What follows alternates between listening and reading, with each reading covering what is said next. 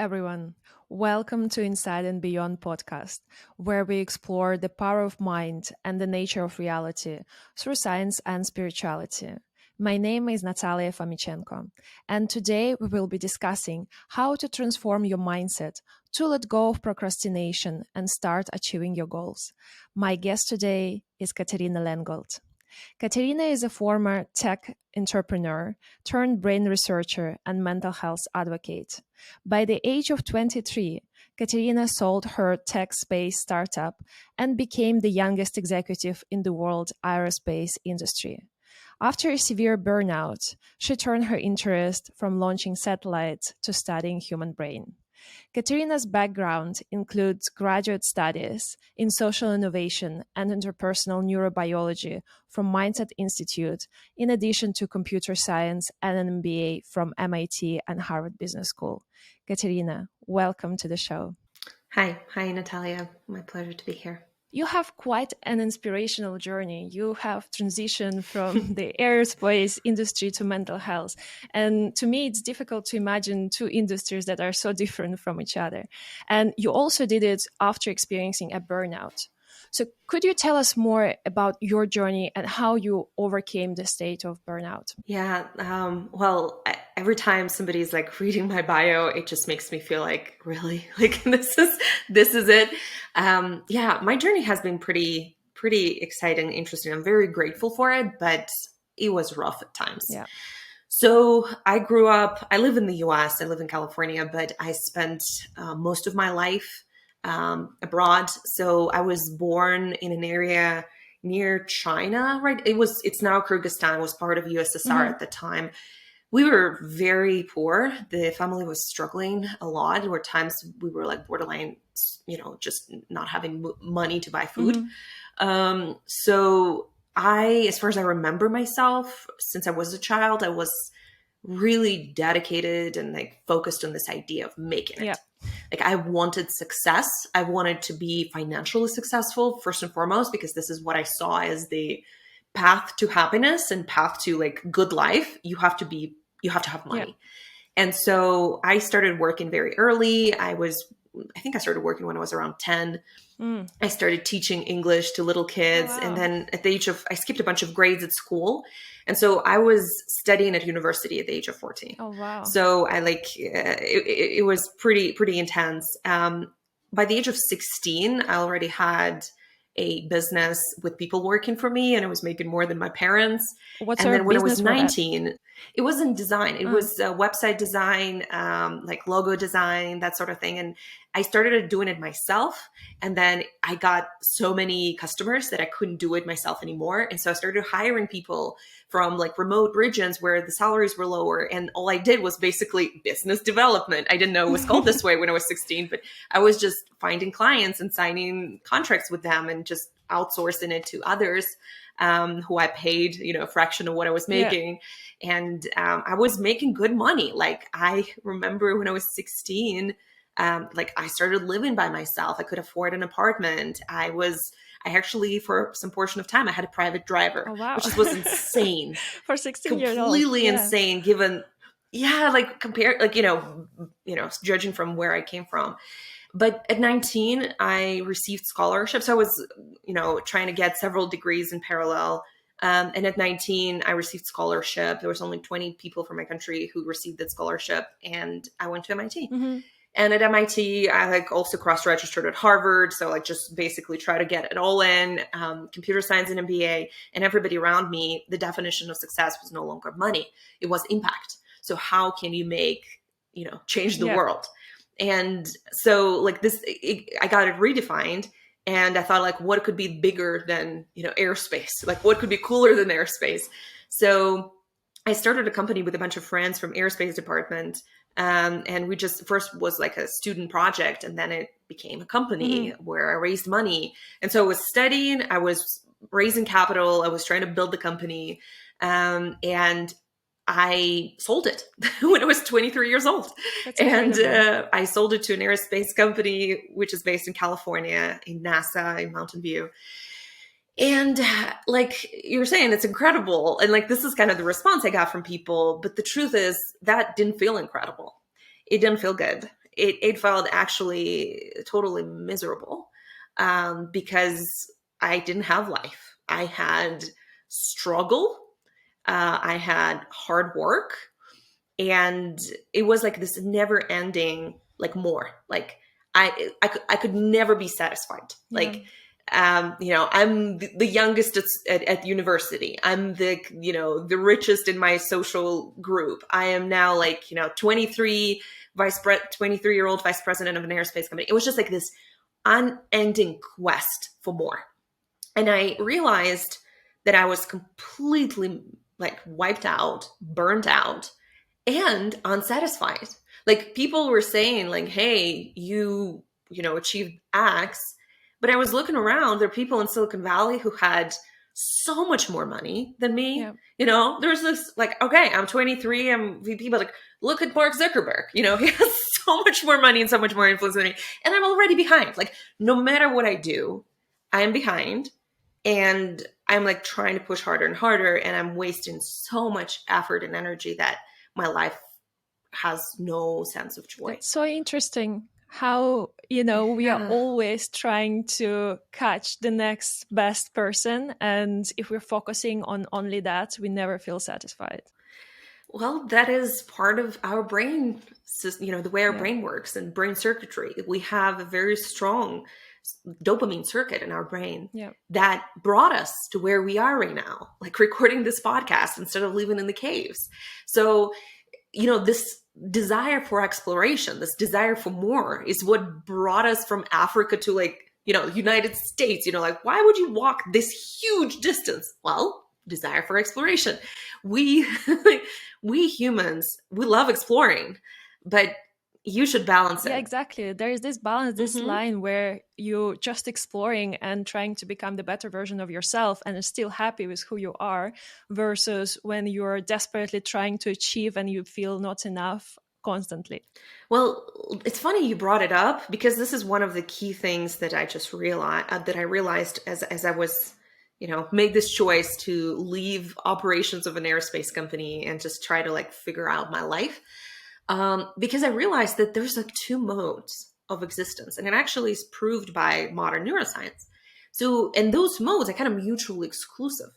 So you can either strive for more because you're hungry, because what you have is not enough, Mhm. or you can savor what you already have because what you have is enough. So like, you can't feel like motivated to do more because it's not enough, and feel like it's enough and you're satisfied and you're content. So you can't be content and motivated at the same time. Like, this is two different brain circuits. They mediated differently in our brain. So we have serotonin, we have dopamine, we have a bunch of neurotransmitters, but like, there are circuits that make us feel, oh, okay, this is good enough, and just savoring what we already have. And there's another circuit which tells us, okay, what we have is not okay. We need more. We need better. We need faster. We need cooler.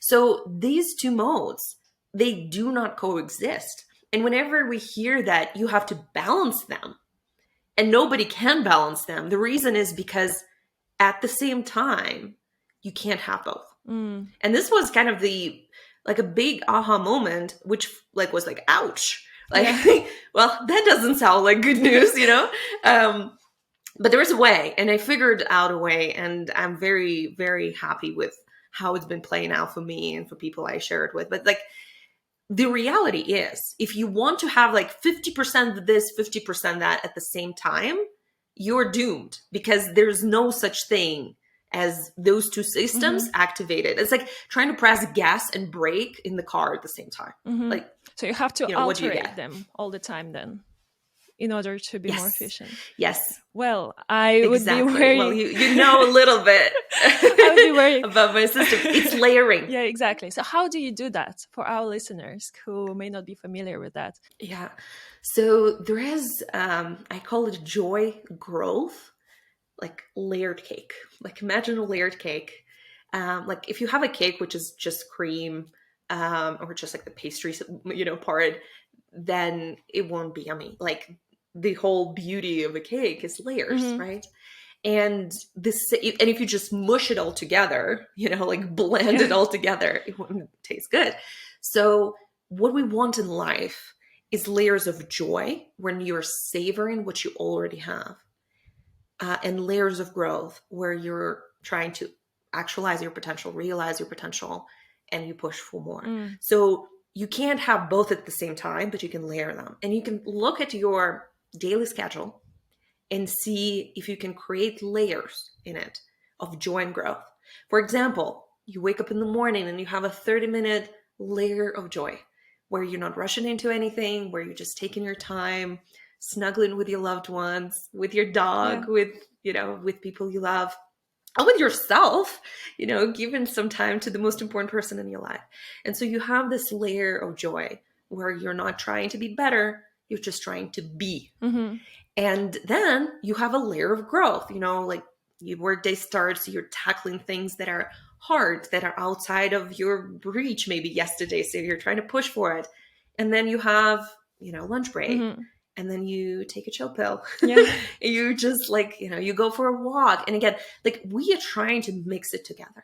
We are trying to even in the morning, there's achiever mode and let's go to gym, let's do meditation, let's do journaling, let's do reading, or over lunch, we're going for a walk, but we're consuming podcasts. So we're trying to mix it, and we don't get either. So kind of make them more, separate those layers. And then you can figure out how you can structure your evening. And then you look at your weekly schedule and see, okay, maybe on the weekend, my cake will be more joy dense, with thinner layers of growth. And then you can look in the month. I am a big believer in using sprints, agile sprints for personal planning. I adopted them. Usually it's just used by companies to build software. I use it for personal productivity.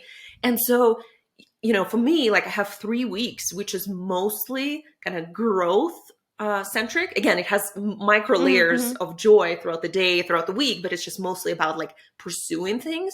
And then I have a week where I kind of take it a little bit slower. Of course, I still have work things, but I just have it lower concentration, if you will, and try to add more of a joy elements to it. So it's about layering versus mixing. And I think people are trying to have multitasking on that level when you're trying to have joy and growth at the same time in this multitasking. It's just again pressing gas and brake at the same time. Yeah, I agree with you, and it's a beautiful concept of layering the lake. And I guess it has something to do with our attention span, which is 100%. And if we're trying to dedicate this 100% to multiple things, then a priori we won't have 100% of attention on one of those things, right? It will be spread out, so it will not be efficient. It's worse than that. Because, it's not you don't split it 50-50. You split it 0-0. Yeah. Does it make sense? Because those two modes are mutually exclusive. So when you are cultivating the sense of enough, of being content, your motivation drops. You get less dopamine. So you feel less motivated to do difficult things. Yeah. If you're motivating yourself and pushing yourself and visualizing where you want to go and planning and moving towards it, it makes you feel hungry. It makes you feel not content with what you have. And so if you try to do both, you get 0-0. It's not just splitting attention. It's losing both. Yeah. And this is a paradigm shift for me. And I think this is the reason why so many people talk about balance, but so few can actually achieve it, because the concept in theory sounds good, but the practice of it is not trying to have both at the same time, but layering those things and treat them individually. Okay, now I'm in the growth mode and I'm going to go, go, go, go. And this is okay. Yeah. And this is great. And now I'm in a joy mode. I'm not rushing anywhere. I'm here. I'm now, and I'm savoring what already exists in our life. And many people think of their life as a cake that consists of a kind of growth period until they get retired, go to retirement. And then the retirement is their savoring piece. So 2 layers. The truth is, those people, and it happened to me too, when I realized that, I just don't have to work. It's how do you even not work? How do you even don't have responsibilities and reasons to like wake up because you don't have a skill.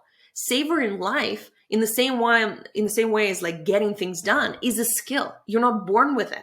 You have to develop it. And if you spend the majority of your life pursuing things versus savoring them, you don't have that skill. You don't know how to do it. You're like, okay, what am I gonna do? Like sit with the book on the couch? Okay. 2 minutes in, what do I do next? It's a skill you need to develop. Yeah. And I guess in order to develop the skills, you have to be proactive and responsible in how you plan your day. And also you need to understand what it is that you really, truly enjoy. But just to play a little devil's advocate here, there are two challenges that I see that I would like to get your insights on. So first is essentially, how do you understand how to plan your time in the time compartments that work best for you? Because you don't know when you have this motivation for joy more or for growth more. Because sometimes I plan my day and I forecast that from 12 p.m. to 2 p.m. I will be in my growth mode, but now 12 p.m. comes and I don't feel like it. So that's the first thing. And then second thing is the fear, in a way that I would see either playing out when you're in the joy mode and you're still, on the back of your mind, you're thinking, oh my God, I'm afraid that I won't have time to do something else that's more important. And also when you're in a growth mode, the fear that, you might not be able to achieve your ambitious goals that you've set yourself to achieve within this time period. Yeah, well, those are fantastic questions. So let me start with the last one. And this idea that if I take time to enjoy life, then I will have less time to, follow my dream, achieve my true potential, make an impact. And this is the reason why I think a lot of people don't give themselves this time. Some people think they don't deserve it yet. Some people think that it's just too much of a luxury. And I felt the exactly the same way. But neuroscience showed me that this is a fallacy. It's a logical fallacy, because if you are pushing for more for a prolonged period of time, and we all know this fact, we get motivated first, we get excited first, and then we reach one goal, then we need a bigger goal to be motivated, because the goal like we had yesterday is no longer exciting. So we need to go higher and bigger. And then we need to go higher and bigger. And you have to constantly increase the stimulation and the risk and the challenge, because your receptors in your brain become less sensitive to dopamine. Same way, if you're eating spicy food, you start kind of mild spicy, then you go medium spicy, then you can eat very spicy food, and it kind of tastes the same. Because the receptors on your tongue, they become less sensitive to it. And receptors in your brain do the same thing. So you need to constantly increase the challenge, the risk, novelty, unpredictability, all those things, and reward, potential reward, in order to stay motivated. And at some point, you can't do it anymore. At some point, there's no way, whether it's just the circumstances, like, you can't go higher. And then you feel this complete sense of emptiness, because things that you used to be motivated by, they no longer motivate you, and you can go higher. So you will get to a certain point where it's done, when you're not interested in anything. And I've been there, and it doesn't feel good. I can imagine. So when you're introducing layers of joy, you're giving yourself a reset. So it gives your receptors a reset. It gives them a chance to stay motivated by different things. And so this is a recipe for long-term success. Because in the scenario where you just keep on pushing for more, you can run a sprint. You can't run a marathon on this. Okay. You have to be much more strategic. And so joy is not a luxury. Savoring life is not a luxury.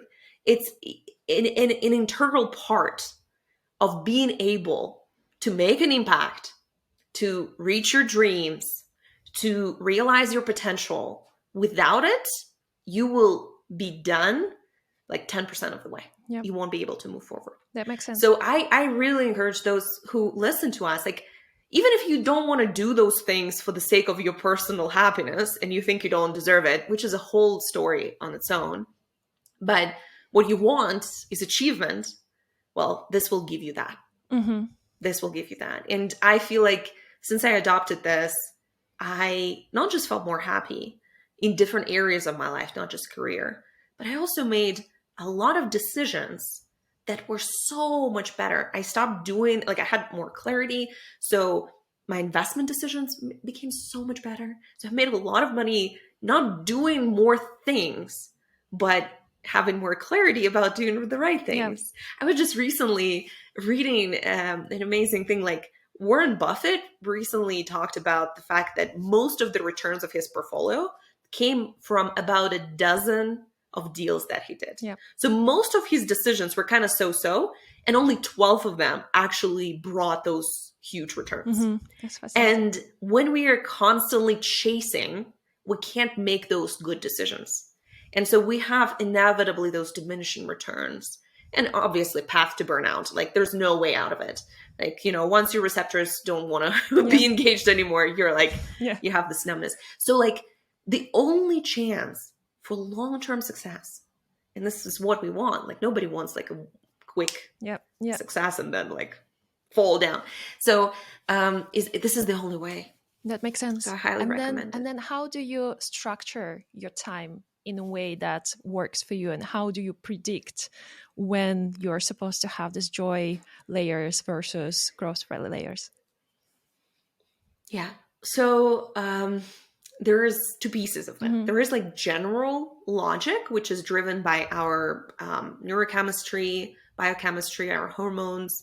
So I can give you a general idea, which you can then use to test for yourself and see what it is for you. So like, you can kind of have it as like a starting point, but I highly recommend looking at that as very much an experiment, because what works for me may not necessarily work for you. So generally, we have a spike of adrenaline and cortisol, so the things that kind of give us a chance to push, and dopamine as well, in the first part of the day, about 3 hours after waking up. And it usually lasts for about 3 hours. So 9 to 12, for most people, depending on the time you wake up, like 10 to 1, like this is usually really good time for like growth block, right? When we talk about serotonin, like it usually is a few hours before bedtime, because like, our cortisol drops, our melatonin starts to increase, and we just have this really good time and space for kind of serotonin activation, which is the joy thing. So like, 2 to 3 hours before you go into sleep is a great time for joy layer. So this is kind of the two blocks that is just driven by our neurochemistry. And I encourage you to do at least these two. And kind of the rest could be like more chaotic, just kind of what comes up. But just watch yourself. Like, I like a thin layer of joy in the morning. I like a thin layer of joy in the afternoon during lunch break. So this is where I kind of like, I have this kind of block of time in the morning, early afternoon of growth, and I kind of have a thin layer here and a thin layer here of joy kind of wrapped around it. So this is during work days, but then the rest, just experiment. Like, you don't want to put yourself in a box that you hate, exactly. With like all of this time blocking. So if it has to feel good. But the interesting thing is that, anything that you would introduce first will create resistance, whether it's good for you or not good for you. So give yourself at least 3 weeks to try it out, because what you're going to try to do tomorrow, if it's going to be different from what you did today, it will create resistance in your brain. And it's not a signal that it's not good for you. It's just a signal that it's change, and our brain always resists change. So like, give it a good 3 weeks, agile sprints, experiment and see if it feels good. If it doesn't, adjust. Maybe for you want to shift that joy period to some other part of the day. But make sure you have several layers. Yeah. And switching is what will give you a huge boost, both in savoring and motivating yourself. Yeah, that's super insightful. I think that it all comes back to responsibility for your life and responsibility for understanding what works for you and what doesn't. And you really need to look deep down to understand what really gives you joy, a pleasure, so that to make those decisions. And we also touched point on whether people feel that they deserve certain things and whether they feel they are enough. And also in my previous question, I mentioned that, some people may feel fear that, just facing this growth block in front of them, they are afraid that they may not necessarily achieve those goals that they set for themselves. And therefore they try to procrastinate or self-sabotage, which is essentially, again, back to thinking that I don't deserve it, just thinking that, I should cut myself from every opportunity I have because, I'm just not enough. How do you deal with that? Is there any practical technique that help you address that? And also maybe how it is connected to the whole neuroscience picture, if you can shed some light on that too. Okay, wow, that's a loaded question. So resistance to whatever we think would give us a chance to progress in life, but we know it's the right thing to do, but for some reason we self-sabotage it. We kind of feel this tension. We don't want to go into it. There are a few things that could be at play, right? The first thing that I would, we kind of touched on that already, is anything different will always create resistance, right? And that is why when I try to introduce any change, usually I don't need to introduce it instantly, right? So what I try to do is I try to introduce the change in like 10 to 15% from what I already have. So for example, when you want to change your bedtime routine and, you're currently going to bed at 2 a.m., it's terrible. You want to go to bed at 10 or 11. Yep. And people what do? They're like, okay, starting from tomorrow, I'm going to go to bed at 10:30 p.m. And now they're going to bed at 2 p.m. This is massive change. You have routine and structure in your life where you have all these hours, I don't know, to watch Netflix, to like hang out and talk to friends, like, be with your family, get some household stuff done. And for you to remove that starting from tomorrow will require a ton of adjustment, because it's not just going to bed. It's all the things, all the space, all this time that you used to have and now you don't. So what I recommend instead is going to bed at 1:45 p.m. Oh, 1:45 a.m., right? So like you shift your bedtime by 15 minutes. So between 2 a.m. and 1:45 a.m., there's not much difference. So your brain will have so much less resistance just because it's such a small change, right? So the same thing, we're talking like, okay, 3-hour growth block. It doesn't have to be 3 hour. It can be 20 minutes. Can you do 20 minutes without feeling like it's, too much? So whatever change, whatever self-help advice you hear, think of it as the end goal, which is like 100%, and try to break it down into micro changes that you can kind of sneak in without your brain really noticing that too much of a difference, so that it doesn't create this resistance, because our brain naturally wants to keep the status quo. Because if we're alive right now, that means status quo is serving us, whether it's good for us long-term or not. Ultimately, the way we see it is like, okay, it's not bad. It's not terrible. Let's just don't rock the boat. So this micro change is a really big deal.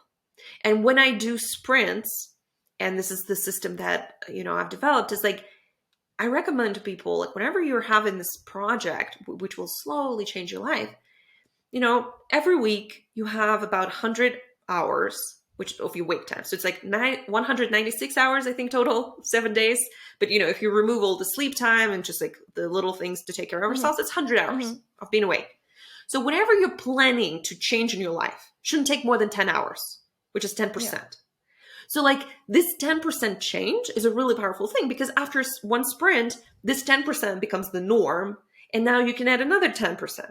And so this kind of gradual like introduction of things into your life, whatever self-help advice you want to follow, if you do it in those small increments, you can really save yourself from a lot of self-sabotage. Yeah, that's super powerful. So that is the number one advice.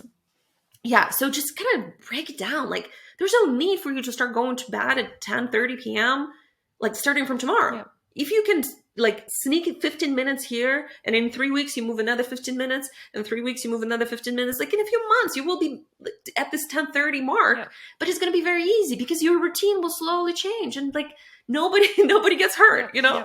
Like, why does it have to be like all or nothing? So that's number one. Number two, you have to understand that change is always going to have it's a burden for our nervous system, because it's designed to protect us from change. And even the small change, it's going to have some sort of like, it's a burden, right? And you can, even if it's like a little bit here and then a little bit here, like it's like a woman's purse. Yeah. I don't know about you, but my purse usually Same. weighs like, I don't know, 10 pounds. Like and I don't know why. It's just like a Everything little is bit in here. there. I guess it would be that as well. Yes, and this is the year from last week, and this is from a month ago, and like, and so it's a lot, and we already have a lot in our on our plate, in our purse, just because of the amount of change that happens in the world. It's already loaded almost to the top. So you need to understand that if you want not just to survive, but to thrive and improve in a changing environment, you need to actively invest in your mental state. It's not just when things are really terrible.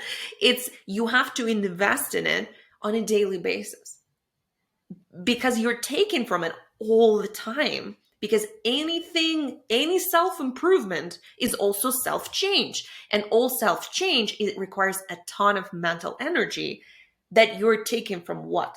Like, have you put anything in this bank account to, to withdraw so much? So like, thinking of mental like health, not just as a problem you need to fix once it arises, but as an investment that you want to be making on a daily basis. Like healthy financial habits, put aside every month a certain amount of money so it can serve you whenever you need it. Same idea. Mm-hmm. Like, how can you on a daily basis do little things that support your physical and mental health? Because you will need it. Yep.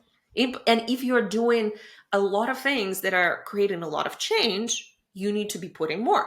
Twice as many change, probably 4 times as much of a self-care you need. Yep. Like, when I know that there is an important stage of my, like whatever professional journey, personal journey, if there's anything that would require a lot of mental effort, the day before, I double or triple on my self-care so that I have a kind of buffer that I can take from. And most people do it the opposite way. They try to fix it afterwards. So it's like the same idea. Like, one way you're saving, the other way you're trying to like pull like, credit card debt. Yeah. And credit card debt is not a cool thing. Exactly. And it accumulates. Yeah, and I love this analogy because sometimes people think that they need to take everything till the end, and when there is nothing else to take, then they become so frustrated with themselves, and then they become thinking that you're not enough, I don't deserve it, and those thoughts generate from there. But they actually haven't taken the responsibility for refilling their energy prior to getting from that. So I really love that. Yes. And nobody talks about it. Mm-hmm. And as teenagers, we have a huge like kind of college fund. Yeah. We have a huge bank account with a lot of like reserves. And we're so used to those reserves being there. And they start kind of deplete as we reach our like, mid-20s. It depends. Like, it depends on person. It can be sooner or later. But like, at some point we start like, hey, every time I would reach out for it, it used to be there, but now it's not. What's going on? Like, something's wrong with me? No, it's just, it's like totally normal situation. So now, guess what? You have to start investing so you can keep on pulling funds from it. Yeah. So like, we talked about the first thing, which is like reducing the amount of change. Mm-hmm. Second thing is like having resources for that change and accumulating those resources and investing in them. And the third piece, which is very interesting, and, I founded Neurointegration Institute, and one of the things the method that we have that I'm super proud of is this concept of orbits. And I can give you a Yeah. little bit of a backstory how it all developed because it was super interesting. Hmm. So when I just left operations of my aerospace company, I was like dedicated to find solutions to my burnout, and I thought the solution would be around productivity. So if I can be more efficient with my time, then everything is solved, right? Like I don't have to work for 16 hours. I will work for 8 hours if I'm 2 times more productive, and like Yeah. voila, success. Great. Life is wonderful.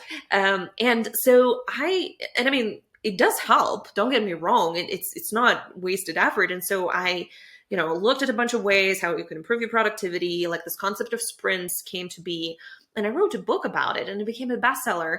And there was a whole movement where people were joining those sprints, and we actually kind of decided to lead that movement. And every month we would get together, thousands of people will set goals, and then we would kind of report on our progress on a weekly basis, how we're doing.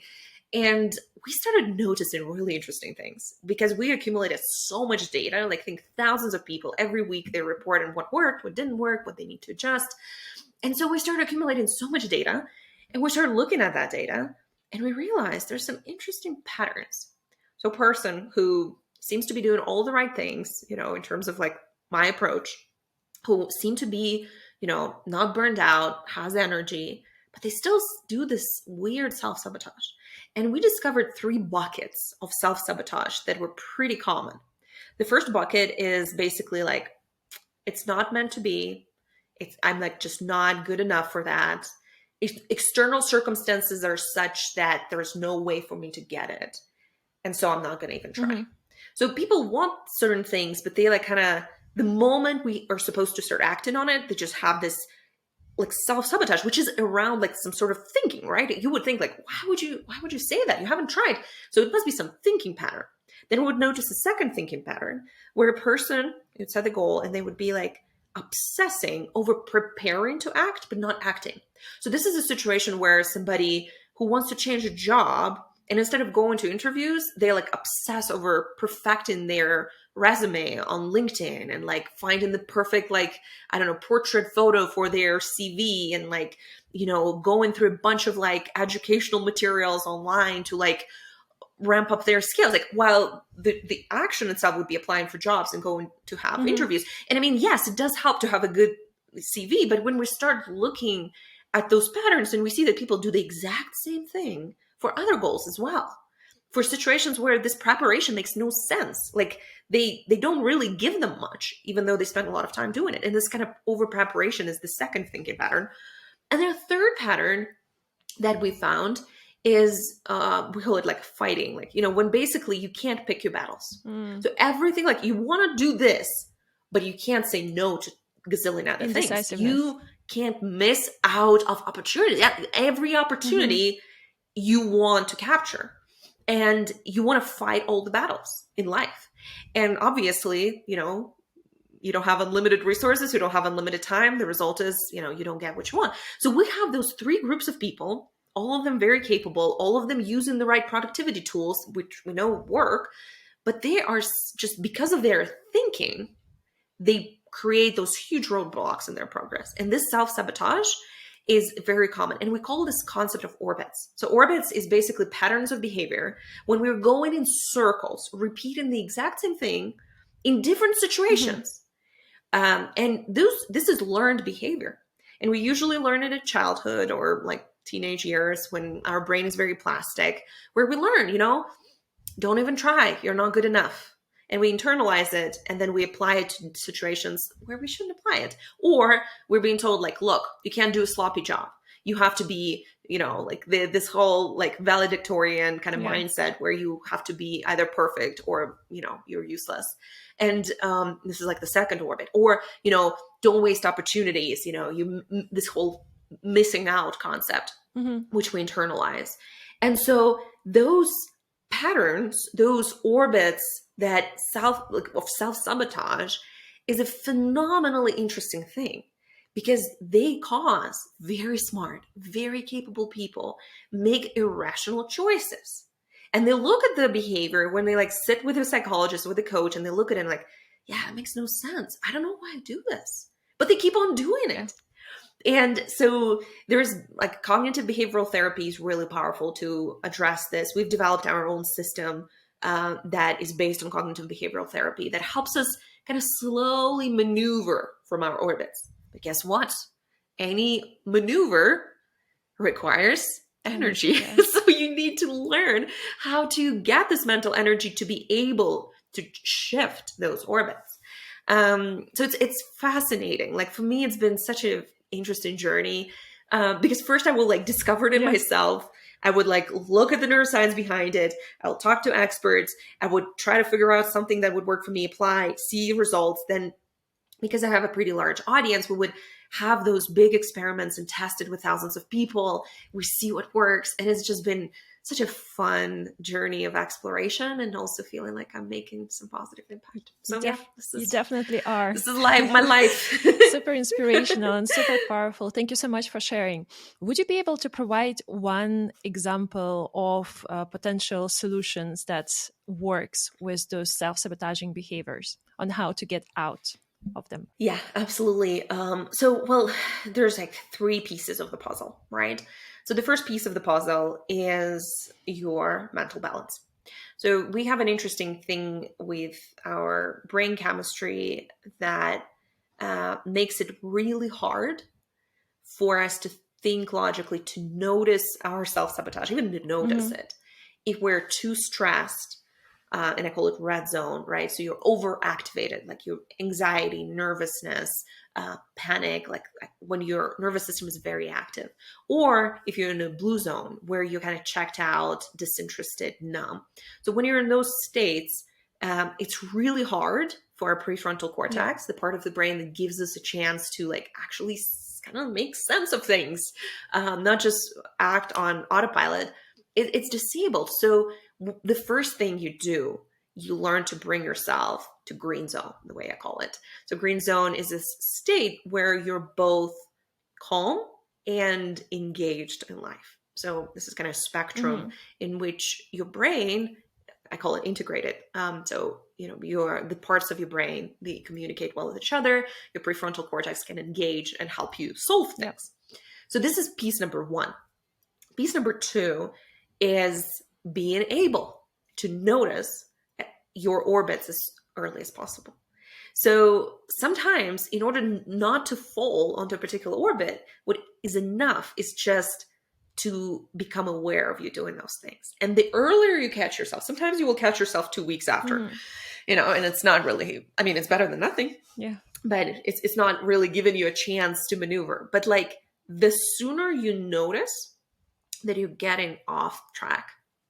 So what I encourage people to do is, look at their actions in the past week and see if there are any moments when they were ignoring things and kind of like pretending like things are outside of their control when they were in their control, and the things that they could impact and it would make the positive results in their life. Or if there are certain things where they did a lot of preparation, a lot of like getting ready to perfect something, but not acting. Or there are certain things where they like jumped into action without even considering if it's worth their effort. So they like starting to notice those patterns. And don't get me wrong, like orbits are not bad. Like there's certain situations which you need to ignore. There's certain situations where you need to prepare. There's certain situations where you need to act fast and fight. They are okay. What is not okay is when you are choosing the strategy on autopilot. Yeah. And so by noticing them, you kind of disabling the autopilot and go to like back to manual kind of steering control. And this is, if you don't get there, and you can't get there if you're in a red zone or in a blue zone. That's the other part. So like it's kind of a sequence of things. If you're stressed out of your mind, you would have no awareness of this action being inappropriate, because to be able to analyze the context and see that this is not what is serving you long term, you need to use your prefrontal cortex. And your prefrontal cortex is not working at this time, or not fully engaged at this time, right? So this is kind of a sequence of things. And then the third step is to be able to creatively come up with many solutions. So this is very interesting because one of the kind of properties of orbits is kind of black and white thinking, because they're mediated in our limbic system, which has a little bit of a black and white thing. This is where all the cognitive distortions you've heard about, Yeah, like, of course. this is just terrible. Yeah. This is impossible. Generalization. He's wrong. Yeah. Like, Black and white. yes, generalizations are generally wrong, Yeah. as Mark Twain mentioned. So, yes. So this is where you can come up with multiple ways how you can solve a particular problem. So you need to change a job. You want a new job. What are the ways I can do it? And then come up with using the creative power of your prefrontal cortex to generate as many ideas, including crazy and completely unrealistic ones, that can get you there. Yeah. And then figuring out, what do you want to prioritize? Do you want to reduce risk? Do I want to maximize return, like, my impact? Do I want to save energy? So you try to prioritize what matters to you. And if you have more options, you have more freedom. And this is what I think is a really powerful concept, because a lot of people see themselves as victims of circumstances. Because in each particular circumstance, they have like black and white choice, or which is basically means no choice. And they feel like they're trapped. But once you are in the green zone, once you notice the context, and once you're able to generate ideas of how you can approach it, all of a sudden, you're not a victim of circumstances. You're the author of your life. Yeah. You're the one who is writing the script, not just on stage reading it and have no other choice but to read what has been written. Yeah. So this is how you write the new story. This is how you create new neural connections. This is how you create flexibility in thinking. And this is how you end self-sabotage. It doesn't happen overnight.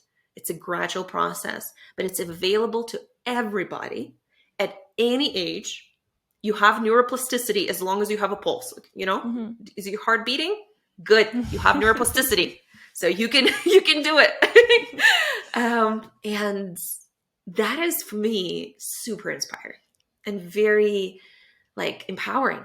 Like, I can be the author of my life despite circumstances. Yeah, it is super empowering. And thank you for sharing these tools. I guess, again, as we've discussed before, it comes back to your ability to take responsibility for your life and really change something in it, as opposed to being a victim in your own life. And it all starts with awareness. And then once you're, as you said, calm enough and aware enough, then you have this mental space to generate new ideas. There's one thing I want to add, because when you say the word responsibility, a lot of people hear like, oh, more responsibility. Yeah. Seriously. I would want to rephrase it, if you don't mind. I think that the core of it is not responsibility, but noticing. So noticing the most important person in your life is what it is at the core of it. And when people talk about self-love, like, it's so vague usually, but I think this is at the core of what self-love is. When you love somebody, what do? You want to know how they feel, how they think, what they want, what they don't like.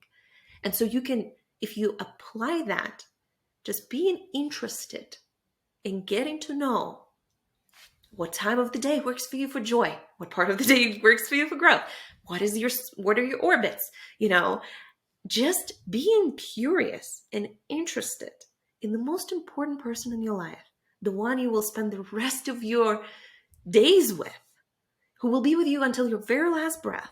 Just kind of getting to know that person, being interested in that person, is the path. It's not your responsibility, but I think it's your opportunity. It's a great luxury of life to love that person and to get to know this person. Yeah. So yeah. That's a beautiful way to rephrase it and makes it much easier to understand. Thank you so much. It was such an inspiring and powerful conversation. Anything that you would say in conclusion to our listeners? Well, I am very happy that I got to connect with your listeners. I hope that some of the ideas resonated with them. I would be happy to see them continue our conversation. If anything resonated with you, feel free to shoot me a message on my Instagram. I really want to know what people hear and what they want to apply in their life. And if you have any questions, I would also be happy to respond to it. So maybe we can add my I Instagram. will It's put Katerina Lengold. everything into the show notes. Um, Yes.